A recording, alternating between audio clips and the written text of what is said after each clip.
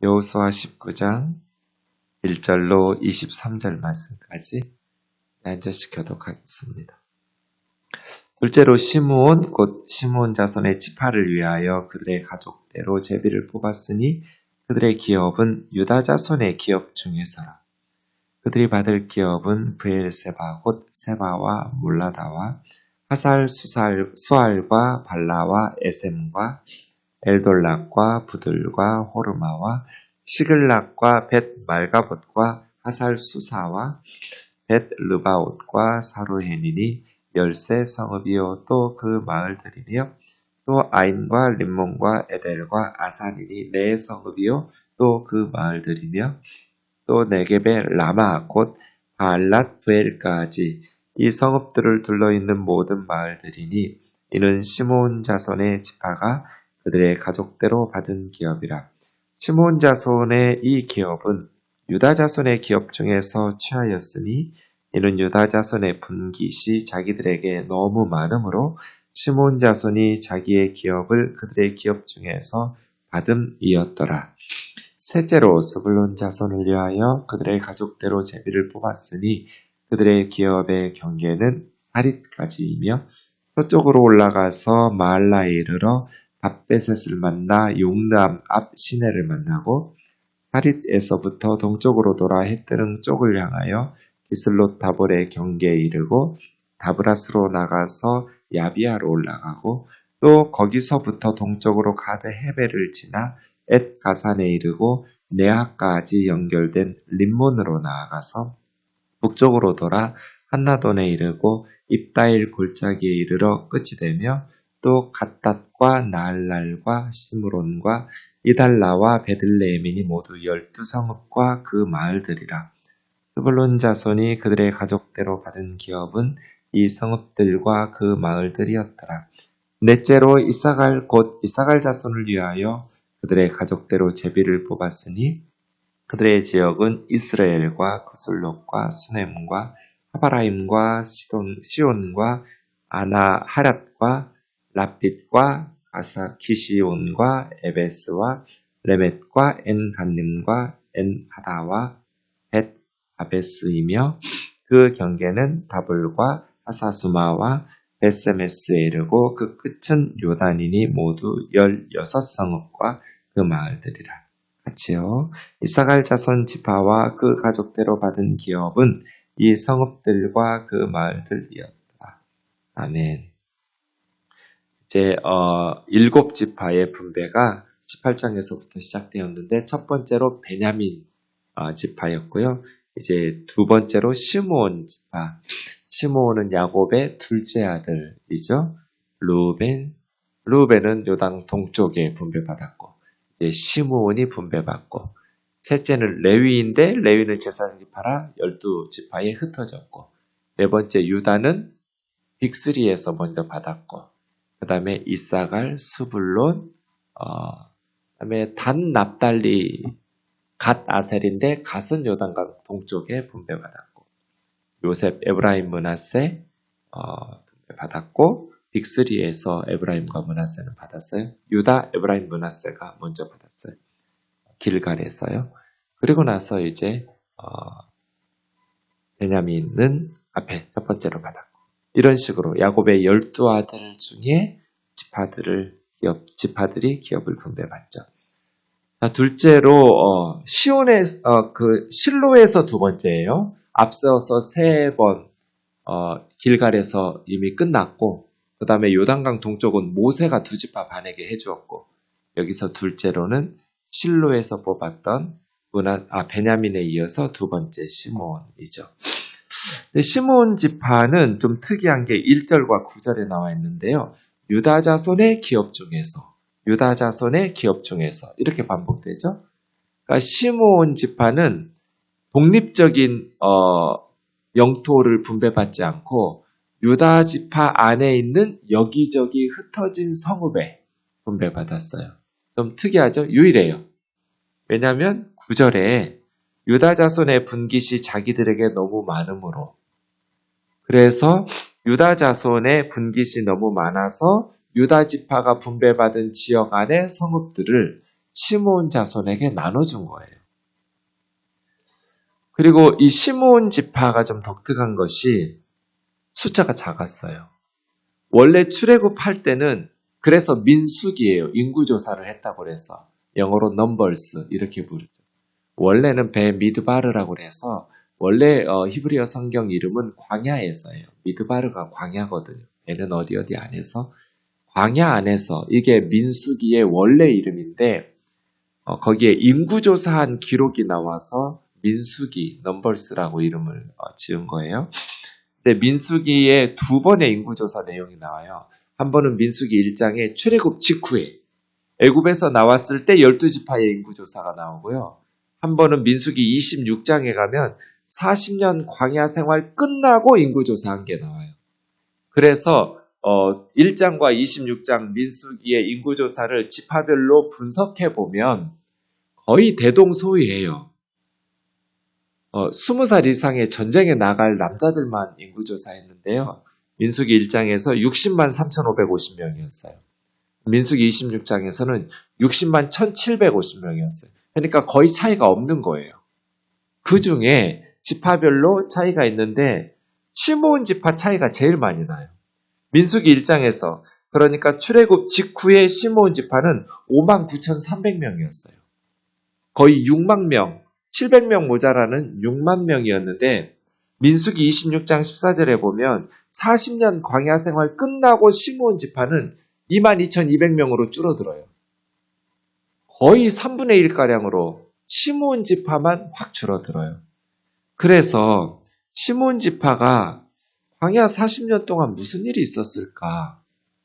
왜 똑같은 조건과 환경에서 살았는데 시므온 지파만 40년 동안에 이렇게 숫자가 많이 줄어들었을까? 알 수 없어요. 근데 한 가지 시딤에서 모압 여인들과 행음을 하면서 하나님의 심판을 받았잖아요. 그때 바알볼에 이렇게 부속되면서 시므온 종족의 족장이었던 시므리라는 사람이 고스비라는 모압 여자하고 나쁜 짓 하고 있을 때 아론의 손자 비느하스가 창으로 두 남녀를 찍어 죽이잖아요. 이 사람 시므온 지파의 족장이었어요. 이것을 보면 어찌 보면 다른 지파들도 모압 여인들과의 그런 우상 숭배와 성적인 범죄로 하나님의 징계를 받았지만 시므온 지파 족장이 시므리가 이러한 일들을 당한 것들을 보면 광야에서 시므온 지파는 번성하지 못하고 그렇게 바로 살지 못한 거잖아요. 59,300명이 22,200명으로 줄어들었으니까요.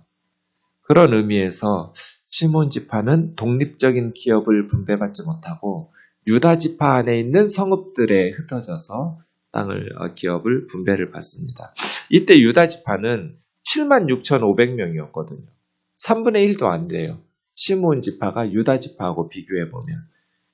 그래서 다른 지파들은 그렇게 번성하고 하나님의 은혜를 힘입어서 힘있게 뻗어나가는데 시므온 지파같이 이렇게 쪼그라들고 하나님의 말씀에 불순종하면서 살았던 이런 모습들을 보면 참 마음이 교훈이 되죠. 바로 살아야 된다. 2절에서 6절까지는 그들이 분배받은 기업, 유다 자손의 경계니까 시므온 지파는 경계선이 없어요. 그냥 성읍들만 이야기하는데 18개예요. 5절에 보시면 13성읍, 또 7절에 4성읍, 그리고 8절에 하나, 라마까지 해서 13, 4, 1 해서 18개의 성읍이 유다 지파에 분배되었던 중 시므온 지파에게 나누어진 것이죠. 2절에서 6절까지는 남방 네게브 지역의 13개, 브엘세바, 이스라엘 땅, 가나안 땅을 말할 때 단에서 브엘세바까지 이렇게 부르잖아요. 가장 북쪽에 있는 도시가 단이고요. 내일 살펴볼. 그 다음 가장 남쪽에 있는 이스라엘 최남단이 브엘세바. 우리는 백두에서 할라까지. 가나안 땅은 단에서 브엘세바까지. 이 브엘세바를 시므온 지파가 분배받은 거죠. 브엘이라는 말은 우물이란 샘이라는 뜻이고요. 세바는 7이라는 뜻인데 맹세라는 뜻이 있어요. 아브라함에게 이렇게 맹세할 때 7개의 암양을 따로 두면서 7마리 두고 브엘세바, 맹세의 음을 직역하면 7의 음을 그런 뜻인데요. 네. 브엘세바가 시몬 지파에게 세바와 몰라다. 그리고 나서 여러 가지 마을들. 네. 다음 5절에 보면 벳 이런 말 많잖아요. 6절에도 벳. 이건 베이트라는 뜻이니까 집이라는 거예요. 베델, 하나님의 집 이런 것처럼요. 벳, 말가봇은 수레들의 집 이런 뜻. 동네 이름 그래요. 수사라는 말이 말이거든요. 말. 하살수사, 하살은 마을이니까 말들의 마을 뭐 이런 이름들로 네게부 남쪽 지역에 13개. 그리고 7절에 보시면 아인과 림몬도 남쪽의 네게부 지역에 있었고요. 에델과 아사는 쉐펠라 지역이라고 해서 좀 더 북쪽의 평지예요. 이렇게 네 성읍. 그리고 8절에 네겝의 라마, 라마가 높은 곳, 높은 지역이라는 뜻이라고 그랬죠. 그래서 남쪽 지역의 높은 곳 라마.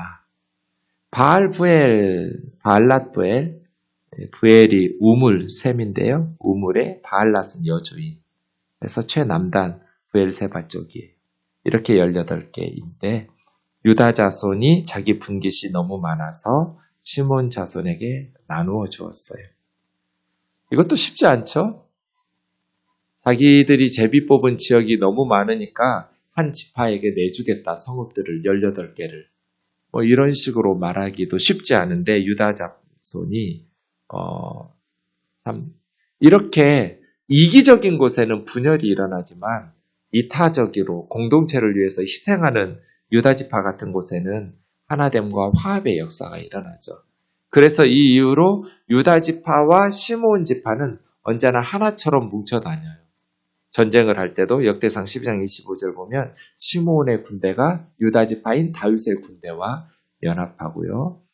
사사기에도 보면 유다와 시므온은 굉장히 친밀하게 유다 지파가 시므온 지파에게 우리 함께 가서 가나안 족속과 싸우자 이렇게 제안하면서 나아가고 친밀감과 유대감을 형성하게 되죠. 유다 지파와 시므온 지파가 같이 사니까요. 네. 우리도 유다 지파처럼 내 거야 하면서 이기적으로 그렇게 살지 않고 이타적으로. 독일의 통일은 사실은 서독의 국민들이 동독 주민들에게 자비를 베풀었기 때문이에요. 그래서 통일이, 동독이 못된 짓 많이 했어요. 쓰레기 서독 지역에 버리고, 하여간. 그럼에도 불구하고 서독 주민들은 동독 사람들을 위해서 교회가 앞장서서 사랑을 많이 베풀었어요. 그래서 통일이 됐어요. 통일이 되려면 마음이 하나 돼야죠. 동서독의 통일을 원하는 주변 나라는 아무도 없었어요. 걔들 또 뭉치면 힘 길러서 또 무슨 전쟁을 1, 2차 세계대전을 일으키고 했던 어떤 그런 것에 대한 마음이 있어서. 그런데 동독과 서독 주민들이 앞장서서 통일을 이루었어요. 우리나라도 마찬가지예요. 남과 북의 통일을 원하는 주변 나라는 하나도 없어요. 그래서 다 방해할 거예요. 그래서 우리가 박정희 대통령 때 7.4 공동성명에서 3원칙을 발표했어요. 남과 북의 통일은 그렇게 이루어져야 돼요. 첫 번째, 평화적으로. 전쟁에서 통일하면 안 돼요. 그리고 두 번째가 자주적이에요. 외세의 힘에 의해서 통일되면 안 돼요. 통일 바라는 나라도 없어요. 우리의 통일을 미국이 원해요, 일본이 원해요, 중국이 원해요, 러시아가 원해요. 아무도 원하지 않아요. 그래서 자주적으로 해야 돼요. 그리고 민족 대단결의 통일을 이루어야 돼요. 이게 7.4 공동성명의 3원칙이에요. 평화적인 통일, 자주적인 통일, 민족 대단결의 통일. 그렇게 온전한 통일을 이루려면 서독이 동독을 위해서 희생하고 사랑과 자비를 베풀었던 것처럼 잘 사는 남쪽이 가난한 북쪽을 위해서 특히 교회가 앞장서서 자비와 긍휼을 베풀어야 돼요. 물론 이용당하면 안 돼요. 네, 주의해야 돼요. 악하고 부도덕한 북한의 김정은 정권에게 악용돼서는 안 되겠지만 우리가 민간 차원에서 많은 자비와 사랑을 베풀어서 품어야 돼요. 그래야 독일처럼 우리도 통일할 수 있어요. 유다 지파가 시므온 지파에게 18개 성읍을 내줬던 것처럼. 그래서 시므온 지파를 볼 때 창세기 49장에 보면 시므온과 레위가 창세기 34장에서 그 세겜 사람들을 칼로 할례 받으라고 거짓말해서 자기 여동생 디나를 겁탈았다고 그래서 다 죽였잖아요. 그러면서 야곱이 49장에서 저주할 때 레위와 시므온 둘이 갔거든요. 시므온과 레위는 12지파 중에 흩어지라는, 이건 축복이 아니라 저주를 내렸어요. 그래서 레위 지파도 흩어지고 시므온 지파도 흩어졌는데 레위 지파는 제사장으로 흩어졌고요. 시므온 지파는 유다 지파 내에 여러 개 성읍으로 흩어졌어요. 흩어지는 것이 성취됐는데, 야곱의 예언이 성취됐는데 흩어지는 방식이 달랐어요. 레위 지파는 거룩한 제사장으로 흩어졌고, 시므온 지파는 자기 독립적인 기업을 분배받지 못하고 작게 쪼그라들어가지고 유다 지파 내에 18개 성읍으로 흩어졌어요. 왜 이런 차이가 있을까? 출애굽기 32장에 금송아지 사건 때 그 국가적인 위기 상황에 레위 지파가 모세의 편, 하나님의 편에 서서 3,000명의 금송아지 사건의 주동자들을 죽이는 그런 일에 목숨 걸고 하나님의 편에 레위 지파가 섰기 때문이에요. 그래서 제사장 지파가 되었다고 성경이 말해요. 어쨌든 흩어지라는 저주에 가까운 예언을 레위 지파는 제사장으로 흩어지면서 거룩하게 되었고, 시므온 지파는 그렇게 그냥 별 볼 일 없이 흩어지면서 나중에 시므온 지파는 유야무야 유다 지파에 흡수돼 버리는 그러한 지파가 되죠. 언제나 우리가 하나님의 편에 서서 하나님이 주신 그 명령과 말씀을 용기 있게 감당할 수 있기 원합니다. 10절부터 16절은 이제 세 번째로 스불론 지파인데요. 스불론은 원래 이사갈 스불론인데, 이사갈이 형인데 언제나 요셉의 두 아들 에브라임 므낫세처럼 동생이 먼저 나와요. 여기도 지금 동생인 스불론이 이사갈보다 먼저 나왔죠. 네. 야곱이 축복할 때도, 모세가 신명기 33장에서 12지파 축복할 때도 언제나 이사갈보다 스불론이 동생인데 먼저 나왔어요. 어쨌든 이 스불론은 여러 지파에 둘러싸여 있었어요. 보통은 왼쪽은 지중해, 오른쪽은 요단강, 이런 식으로 경계를 이루는데 스불론은 지중해와 요단강이 경계선에 없었어요. 다른 지파들, 남쪽, 동쪽으로, 남동쪽으로는 이사갈 지파, 서쪽에는 아셀 지파, 또 동북쪽에는 납달리 지파, 또 므낫세 지파, 요런 데로 에워싸여 있는 지역이 스불론이죠. 스불론은 이제 가나안 북쪽 지역에 5개의 지파들이 분배받는데요. 갈릴리 지역에 이 스불론 지파가 그 중에서 첫 번째로 분배받았어요. 예수님의 고향 나사렛이 스불론 지파의 지역에 있었어요.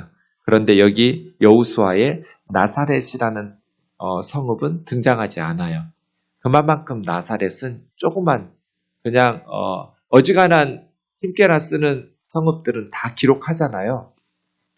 근데 나사렛은 등장하지 않아요. 그런 걸 보면 아주 작은 마을인 거죠. 11절 보시면 이제 10절에 사릿에서 그들의 기업의 경계가 시작되는데, 여기 나사렛에서 한 남쪽 동쪽으로 8km쯤 떨어진 동네예요. 그리고 나서 스불론이 11절에 서쪽에서부터 욕드암 앞 시내, 여기가 이제 갈멜산 근처에 엘리야가 850명을 죽였던 갈멜산 근처에 기손 강이 있는 지역이에요. 욕드암 앞 시내에서 동쪽 해 뜨는 쪽으로 가면 기슬롯타볼, 다브랏, 야비야 하면서 이쪽 지역이 좀 여러 지파에 이렇게 에워싸여 있는 성읍들인데요. 15절에 보면 12개의 성읍을 분배받았는데 15절에 성읍 이름은 5개만 나와요. 나머지 7개는 작아서 생략된 것 같아요. 5번째 15절에 베들레헴이라는 성읍은 예수님 태어나신 유다의 베들레헴이 아니에요. 여기는 갈멜산 동쪽에 있는 스불론의 베들레헴이에요. 그러니까 스불론 베들레헴 북쪽 갈릴리 지역이고요. 예수님 태어나신 베들레헴은 남쪽 유다 베들레헴이고요. 동명이인이에요. 이 베들레헴에서 사사 입산이 묻히는 사사기 12장에 나오는 것이죠. 좀 좁은 지역이에요. 스불론 지파는. 네, 내가 가진 땅이 좁으면 가나안 족속들을 몰아내면 돼요. 그렇죠? 그래서 지경을 넓히면 되는데 사사기 1장 30절에 보면 스불론 지파는 가나안 사람들을 쫓아내지 못하였다. 이렇게 기록하고 있습니다. 그 다음 17절부터 23절까지는 이제 네 번째로 이사갈이 나와요. 스불론의 형이죠. 갈릴리 지역의 가장 작은 지파예요. 네, 스불론도 작은 땅인데 이사갈도 작은 땅을 분배받았어요.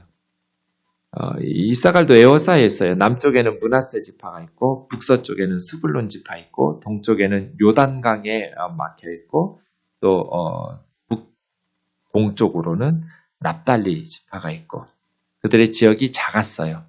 그런데 이사갈 지파는 18절에 이스르엘을 받았어요. 여러분 이 이스라엘은 그냥 이스라엘의 브레드 바스켓이라고 불러요. 빵 바구니. 이스라엘의 빵이 나오는 바구니예요. 이스라엘이. 이스라엘은 하나님께서 뿌리셨다, 파종하셨다 그런 뜻이. 하나님께서 파종한 동네, 도시 이름이 이스라엘이에요. 그만큼 비옥한 땅이. 비옥한. 이스라엘은 하나님과 씨름했다고요. 야복강가에서 야곱이. 이스라엘은 하나님이 뿌리셨다. 씨앗을 뿌리신 곳. 하나님이 파종하신 곳. 그래서 물도 많고요. 아주 비옥한 평야지대예요. 그래서 이사갈 지파는 아주 작은 지역을 분배받았어요. 스불론 다음으로 가장 좁은. 그런데 아주 비옥한 이스라엘. 그리고 이 지역이 위치적으로도 가나안 전 지역으로 연결되는 도로들이 있는 교통의 요지예요. 네. 그렇게 이사갈 지파가 분배받았는데 22절 보면 16개의 성읍들, 작지만 비옥한 토지이죠. 이스라엘. 그래서 이 땅 분배들을 보면서 모든 지파에게 다 비옥한 지역을 줄 수는 없잖아요.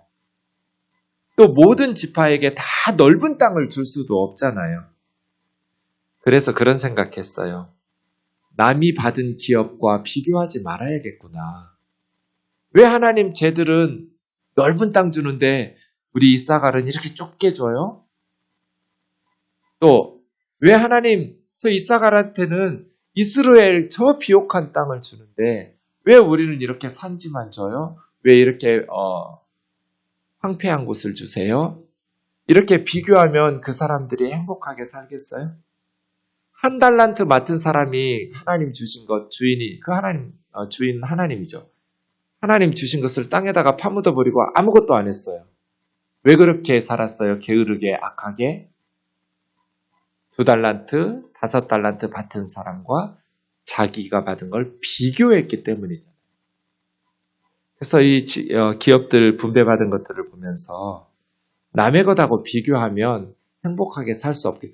여러분 문제없는 인생이 어디가 있어요? 기도 제목 없는 가정이 어디가 있어요? 다 남의 떡이 커 보이고 좋아 보이지만 사실은 그 남들 우리가 볼 때는 아무 형편없이 하나님께서 5달란트 주셨으니까 고민도 걱정도 없이 행복할 것 같지만 인생은 다 문제가 있어요. 가정마다 다 기도 제목이 있고요. 그래서예요. 네, 남의 떡이 커 보인다 이런 소리 하지 마라. 다른 지파와 비교하지 마라. 하나님께서 나에게 주신 가정, 나에게 주신 교회, 나에게 주신 나라와 조국을 소중히 가꾸어가는 것이 지혜로운 거죠. 하나님의 평가는 다를 테니까. 그렇죠? 이사갈이나 스불론처럼 좁으면 가나안 지파를 쫓아내면 돼요. 그런데 사사기 1장에 보면 이 이사갈 지파도 오랫동안 가나안 사람들을 쫓아내지 못했어요. 그러니까 얼마나 어리석어요. 이렇게 비옥한 땅을 줬는데 하나님께서 풍요로운 땅을 주셨는데 가나안 사람들을 쫓아내지 못해서 옹색하게 산 거잖아요. 내일도 그런 지파들이 많이 나와요. 이 북쪽 갈릴리 지역은 굉장히 비옥한 땅이에요. 12지파 전역에서 가장 비옥한 곳이 어디냐 하면 지중해 쪽 서쪽 하고요. 북쪽 아고 평야에 있는 또 이스라엘 평야가 있는 그 갈릴리 지역이에요. 가장 살기 좋은 비옥한 평야지대. 그런데 이 갈릴리에 분배받았던 북쪽에 분배받았던 5지파가 가나안 사람들을 쫓아내지를 못해요. 그래서 좀 안타깝죠. 기도하겠습니다. 하나님 아버지, 우리에게 주신 기업을 남의 것과 비교하느라고 한 달란트 맡은 사람처럼 하나님께 불평하고 원망하면서 인생을 게으르게 악하게 살지 않게 하옵소서. 비록 한 달란트지만 우리에게 주신 것을 소중히 감사히 여기며 잘 가꾸어 가면 하나님께서 그 가운데서 우리를 통해서 선한 열매를 맺게 하실 줄로 믿습니다. 자비로우신 주님, 한 달란트에 충성해야 주님이 2달란트를 맡기시고 또 그 2달란트에 충성해야 4달란트를 맡기실 줄 믿습니다. 자비로우신 주님, 비록 사람들의 눈으로는 작아 보이지만 하나님 눈앞에서는 1달란트나 5달란트가 차이가 없는 줄 믿습니다. 우리에게 맡겨주신 기업을 잘 가꾸어 갈 수 있도록 그래서 다른 지파들처럼 그렇게 강성하게 부강하게 하나님이 주신 사명을 힘있게 감당할 수 있는 저희 인생 되게 하여 주시옵소서. 예수님의 거룩하신 이름으로 기도하옵나이다. 아멘.